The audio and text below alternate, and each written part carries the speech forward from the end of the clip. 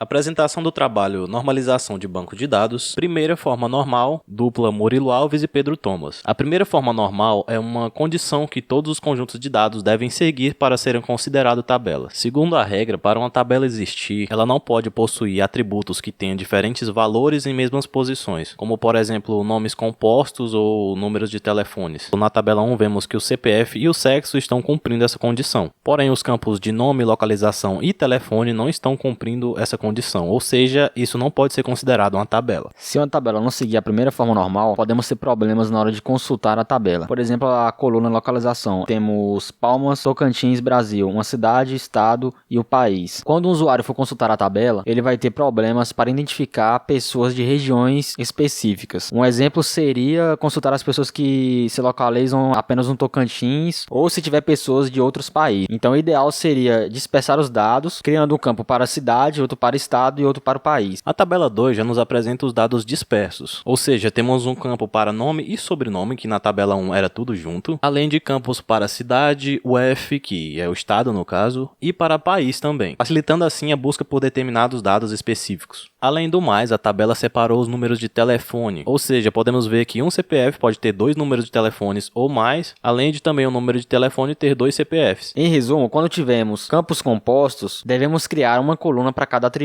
Já o campo multivalorado, criamos outra tabela, onde vai ser armazenado a chave primária e os outros valores do campo, como por exemplo na tabela 3, onde a gente usa a chave primária, que no caso é o CPF, e o campo telefone, onde tem os valores separados. Agora esse conjunto de dados pode ser considerado uma tabela dentro das regras da primeira forma normal.